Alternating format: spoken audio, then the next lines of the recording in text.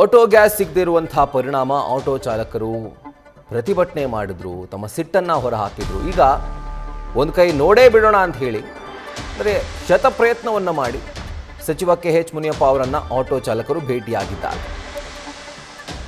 ಇನ್ನು ಆಟೋ ಚಾಲಕರ ಜೊತೆಗೆ ಸಚಿವ KH ಮುನಿಯಪ್ಪ ಮಾತುಕತೆ ನಡೆಸಿದ್ದಾರೆ. ಈ ಸಂದರ್ಭದಲ್ಲಿ ಸಚಿವರ ಮುಂದೆ ತಮ್ಮ ಅಳಲನ್ನು ಆಟೋ ಚಾಲಕರು ತೋಡ್ಕೊಂಡಿದ್ದಾರೆ. ಗ್ಯಾಸ್ ಲೀಟರ್ಗೆ 135 ರೂಪಾಯಿ ಮಾಡಿದ್ದಾರೆ ಸರ್, ದಯವಿಟ್ಟು ಇದರಿಂದ ನೀವು ನಮ್ಮನ್ನು ಕಾಪಾಡಬೇಕು ಅಂತ ಅವರು ಕೇಳ್ಕೊಂಡಿದ್ದಾರೆ.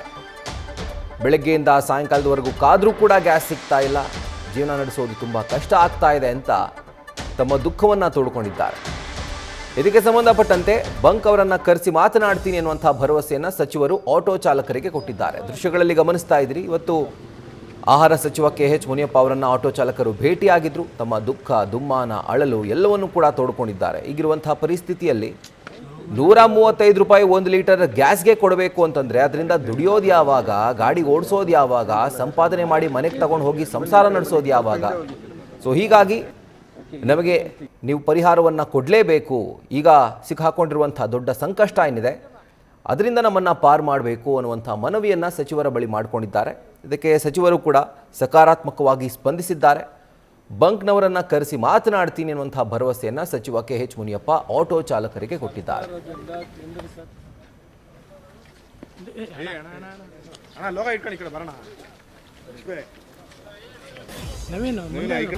ಸರ್ಕಾರದಿಂದ ಕೇಂದ್ರ ಸರ್ಕಾರ 3,000 ಸಿಲಿಂಡರ್ ಪ್ರತಿದಿನ ಕೊಟ್ಟಿತ್ತು, ಅದನ್ನು ಕೊಡ್ತಾ ಇದೆ. ಆದರೆ ಪ್ರೈವೇಟ್ನವರು ಜಾಸ್ತಿ ಮಾಡಿದ್ದಾರೆ ಮತ್ತು ಅವರಿಗೆ ಅನುಕೂಲ ಮಾಡಿಕೊಡ್ತಾ ಇಲ್ಲ. ಇದಕ್ಕೆ ತಕ್ಷಣ ಒಂದು ಮೀಟಿಂಗ್ ಅಂತ ಕರೆದು ಇದನ್ನು ಸಾಲ್ವ್ ಮಾಡೋಕ್ಕೆ ಪ್ರಯತ್ನ ಮಾಡ್ತೀವಿ. ಸರ್ಕಾರ ಕೊಡೋ 3,000 ರೂಪಾಯಿ ಕೊಡ್ತಾ ಇದೆ, ಆದರೂ ಕೂಡ 100% ಉಪಯೋಗಿಸ್ತಾ ಇದೆ. ಆದರೆ ಅಷ್ಟೇ ಸಮವಾಗಿ ಪ್ರೈವೇಟ್ನಲ್ಲಿ ಕೂಡ ಕೊಡ್ತಾ ಇದೆ. ಆ ಪ್ರೈವೇಟ್ ಒಂದು ಸ್ವಲ್ಪ ರೇಟ್ ಜಾಸ್ತಿ ಮಾಡ್ತಾರೆ ಅಂತ ಹೇಳಿದರೆ ಬಂದಿದೆ. ನಾನು ಸಂಬಂಧಪಟ್ಟ ಅಧಿಕಾರಿಗಳ ಮಧ್ಯಾಹ್ನ ಮಾತಾಡ್ತೀನಿ. ನಾನು 10ನೇ ತಾರೀಕು ಒಂದು ಮೀಟಿಂಗ್ ಕರೆದು ಇವರು ಸಾಲ್ವ್ ಮಾಡೋಕ್ಕೆ ಪ್ರಯತ್ನ ಮಾಡ್ತೀನಿ. ಅವರ ಜೀವನ ಇದರಲ್ಲಿ ನಂಬಿಸಿದ್ದೀನಿ. ಅದರಿಂದ ಬಹಳ ಮುಖ್ಯವಾದ್ದು, ಬಹಳ ಪ್ರಯಾರಿಟಿ ಕೆಲಸ. ಈ ಕೆಲಸ ನಾನು ಮೀಟಿಂಗ್ ಯಾವಾಗ ಮಾಡ್ತೀರಾ ಸರ್? ಮೀಟಿಂಗ್ ಯಾವಾಗ ಮಾಡ್ತೀರಾ ಸರ್?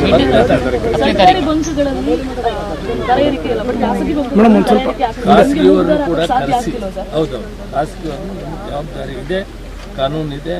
ಖಾಸಗಿಯವ್ರನ್ನು ಕೂಡ ಈ ಮೀಟಿಂಗ್ ಕರೆದು ಬಂದೋಬಸ್ತ್ ಸರ್. ಇವತ್ತು ಚರ್ಚೆ ಮಾಡ್ತೀನಿ ಅಂತ ಹೇಳಿದ್ರೆ ಅಧಿಕಾರಿಗಳ ಜೊತೆ ಯಾರ ಜೊತೆ ಚರ್ಚೆ ಮಾಡ್ತೀರಾ? ಎಲ್ಲಿ ಚರ್ಚೆ ಮಾಡ್ತೀರಾ ಸರ್? ನಾನು ಗೌರ್ಮೆಂಟ್ ಆಫ್ ಇಂಡಿಯಾ ಅಧಿಕಾರಿಗಳಿದ್ದಾರೆ,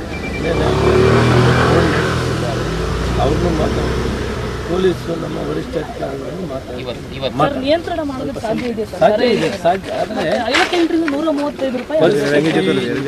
ಪರಿಸ್ಥಿತಿ ಗಂಭೀರವಾಗಿದೆ, ಯುದ್ಧ ನಡೀತಾ ಇದೆ. ನಾವು ಕೂಡ ಸಹಕಾರ ಕೊಡಬೇಕು ಸರ್. ಈಗ ಎಲ್ಲಿ ಬಂಕಲ್ಲಿ ಸ್ಟಾಕ್ ಇದೆ, ಎಲ್ಲಿ ಇದು ಪ್ರಾಬ್ಲಮ್ ಇದೆ, ಮೇನ್ ಪ್ರಾಬ್ಲಮ್ ಇದೆ, ಜಗತ್ತಿನಲ್ಲೇ ಇದೆ. ಆದರೂ ಅವರು ಮುಂದಾಲೋಚನೆ ಮಾಡಿದರು. ಕೇಂದ್ರ ಸರ್ಕಾರ ಒಂದು ವೇಳೆ ಇವತ್ತು ರಷ್ಯಾನಿಂದ ತಗೊಳ್ಳೋಕೆ ಏನು ಪ್ರಯತ್ನ ಸ್ವಲ್ಪ ಅದನ್ನು 1 ತಿಂಗಳ ಮೊದಲು ಪ್ಲಾನ್. ನ್ಯೂಸ್ ಫಸ್ಟ್ ನಿರ್ಭೀತಿಯಿಂದ ನಿಮ್ಮ ಪರವಾಗಿ.